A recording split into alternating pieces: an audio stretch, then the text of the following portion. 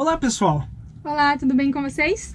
Sejam bem-vindos a mais um vídeo do Take the Trip. Nossos 100 dias na estrada foram incríveis, como vocês puderam acompanhar por aqui. Mas como nem tudo são flores, hoje nós vamos fazer um vídeo diferente e a gente resolveu trazer aqui para vocês uma lista com os 10 piores perrengues desses 100 dias na estrada. Só lembrando que esses 10 piores perrengues, na verdade, não foi nada assim que prejudicou a gente. Uma coisinha ou outra, mas a gente trouxe como perrengue justamente porque foi alguma coisa que assustou a gente, que nos deixou um pouco desconfortáveis, ou então que poderia ter se transformado em um problema maior. Então por isso que a gente trouxe como perrengue. Então fique ligado até o final do vídeo, porque o último perrengue não acontece só com a gente, mas com todo mundo que vai pra estrada. Então, perrengue número 1. Logo no início da viagem, para começar bem já em Prudentópolis, aqui no Paraná, a gente pegou um caminho errado de um lugar para o outro. Vocês viram aí que é naquele vídeo que tem na capa que a gente fez drift na Kombi. Ai, caralho.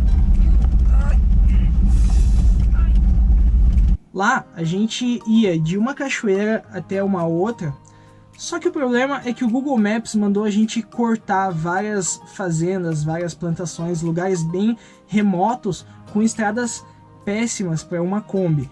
Então a qualquer momento a gente poderia ter atolado ali e nós íamos ficar muito tempo esperando, porque simplesmente não passava ninguém e só poderia, digamos, passar um trator ou uma caminhonete. Então isso aí foi bem complicado, nós descobrimos depois que a gente pegou esse caminho errado, quando a gente já chegou na outra cachoeira, e poderia ter sido algo bem pior. Sem contar que nós levamos mais de 3 vezes o tempo necessário para chegar de uma cachoeira a outra. Praticamente um dia todo para fazer um percurso que era bem pequeno. Número 2. E se nesse dia das cachoeiras a gente não atolou, no outro dia a gente não teve a mesma sorte. Ainda lá em Prudentópolis, num outro caminho, a gente viu uma estradinha linda, nisso a gente já estava no asfalto. Mas nós vimos essa estradinha, que era de terra, achamos linda e resolvemos entrar nela para tirar uma foto. Porém, hoje a gente começa a pensar melhor como a gente vai fazer isso, porque nessa estradinha, dessa vez a gente não conseguiu escapar e atolamos a Kombi. E nesse lugar a gente estava no meio do nada, a gente só conseguiu sair depois de muito tempo, com muito esforço, depois de entrar muito dentro dessa estradinha, até conseguir um lugar que a gente conseguisse retornar, colocando muito mato no caminho para dar tração. Os pneus de trás encheram de terra e folha seca e tá deslizando um monte.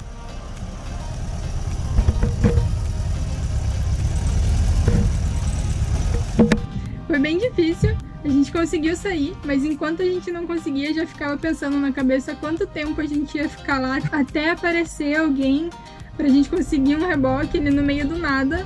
Foi um pouco desesperador, mas ainda bem que a gente conseguiu sair dessa. Número 3. Vocês lembram que a gente tinha dito que tivemos alguns problemas com a Kombi, dela perder força em algumas subidas? Pois é, esse daí foi o nosso terceiro perrengue. Chegando em Monte Verde, a Kombi, para chegar lá tem muita subida, e quase chegando lá, ela simplesmente decidiu que não queria mais subir. Aí foi onde primeiro aconteceu isso, a primeira vez que aconteceu. Então a Jéssica desceu, colocou o calço, a gente foi fazendo todo esse trabalho para conseguir continuar. Mas aí de novo aconteceu já em Monte Verde, que a gente teve que acabar deixando de fazer uma coisa por causa disso. E também, na verdade, eu acho que a Kombi acabou não gostando tanto de Minas. A gente gostou, mas a Kombi foi em uma cidadezinha também que a gente estava por lá. Eu não lembro qual cidade que era, porque a gente só estava de passagem. E a gente teve que dar umas voltas gigantescas para conseguir passar, porque cada quadra que a gente passava tinha uma subida gigante. Então, durante esse tempo que a gente estava em Minas, a gente preferiu não arriscar pegar subidas muito grandes com a Kombi. Na verdade, de ver qualquer subidinha a gente já ficava com medo. Só que o mais interessante de tudo é que depois que a gente saiu de lá, voltou pra cá, ela funcionou perfeitamente. Talvez isso foi um resultado da altitude, porque Minas tem uma altitude maior, onde a gente estava principalmente. Número 4. Ainda falando sobre Kombi, indo embora de Monte Verde, sentido a Campos do Jordão, pela primeira vez nós experimentamos como é ficar sem freio no meio da estrada. Como a gente já sabia que isso acontece com várias outras Kombis, a gente apenas conseguiu encostar e esperou alguns minutos, e depois de uns 15 minutos mais ou menos, o freio voltou a funcionar normalmente. Essa foi a primeira vez, mas infelizmente não foi a única. Aconteceu de novo quando a gente estava indo embora de Campos do Jordão, quando a gente estava indo embora também do Parque Nacional do Itatiaia, no Rio de Janeiro, e quando a gente estava chegando em Ubatuba, pegando uma serra para ir para lá em São Paulo. Todas essas vezes, então, a gente esperou alguns minutos e voltou a funcionar tranquilamente. Mas tudo isso acabou quando a gente começou a usar mais as marchas para manter a velocidade baixa do que o freio. Então agora a gente sempre tá com um freio 0 bala. Número 5. Agora vamos falar de uma coisa boa. Na verdade não é boa. Outra coisa que poderia ter sido bem ruim, poderia ter tido um resultado muito ruim mesmo, foi quando a gente estava lá no Parque Nacional do Itatiaia. A gente subiu o Morro do Couto, que é a 8ª montanha mais alta do Brasil, se não me engano. E quando a gente estava lá em cima, resolveu cair uma chuva torrencial, com bastante raio. Como muita gente sabe, quando a gente está em cima da montanha, o para-raio somos nós. Então a gente teve que descer de lá bem rapidinho, a gente teve que correr bastante para descer, pelo menos para baixo do ponto mais alto. Então a gente chegou lá embaixo ensopados, e já tava bem frio, mas pelo menos a gente não tomou nenhum raio na cabeça. Então tá tudo ótimo. Número 6. Voltando a Minas, nós fomos em Itajubá para fazer uma trilha que não é muito conhecida. Então, por conta disso, nós tivemos uma dificuldade bem grande para conseguir achar o caminho dessa trilha, que não tinha sinalização nenhuma. Então a gente levou bastante tempo para conseguir começar ela, e também nos perdemos algumas vezes ali. E a gente fala que não é muito conhecida porque lá a gente tentou achar informações com outras pessoas e simplesmente não conseguia. Então, para você que é de Itajubá, a gente sabe que tem gente que acompanha a gente aí de Itajubá, provavelmente você conhece, mas infelizmente não é tão divulgado assim, porque a gente perguntou para outras pessoas e essas pessoas não sabiam o que era. E eu não sei nem como ou por que a Jéssica achou essa trilha na internet e colocou no nosso roteiro, porque quando a gente chegou lá a gente descobriu que não é tão famosa assim. E além disso, tanto no início da trilha quanto na volta, a gente tem um grande obstáculo. Essa trilha fica dentro de uma fazenda particular, e lá eles têm um rebanho de vacas, e elas ficam lá soltas, assim, não tem ninguém cuidando, e você precisa passar por elas para começar a trilha e para ir embora. E elas são muito bravas. Então a gente precisou desviar do caminho oficial, digamos, porque elas estavam ali e não gostaram nem um pouquinho quando a gente chegou perto. Na verdade, não era só um rebanho, eram vários rebanhos. E não só elas não gostaram, como elas vieram atrás da gente. Então a gente teve ali um momento de taquicardia, a gente teve que dar uma corridinha. A gente tentou desviar o caminho deles. E nisso vieram outros correndo pra cima da gente. E nós tivemos que correr um pouco, mas no fim deu tudo certo. Agora, número 7. Como se não bastasse tudo isso para fazer a trilha de Itajubá, ainda lá na trilha, quando a gente estava descendo, a trilha ela era íngreme, então para cair ali era muito fácil, até porque tinha muito tronco caído, era um mato muito fechado, então qualquer descuido você poderia cair. E foi o que aconteceu. A Jéssica, além de tudo isso, ela achou que poderia descer pulando igual um Bambi. E na verdade isso não deu muito certo. Então ela caiu e ela estava com a mochila nas costas. E dentro dessa mochila estavam os nossos celulares. Eu não sei se vocês vão conseguir ver, mas o 7º perrengue não é ela ter caído, porque isso é normal para o ser humano. O 7º perrengue é ela ter entortado o meu celular. A gente teve sorte que não quebrou, não deu nenhum problema, não rolou nenhum defeito depois disso.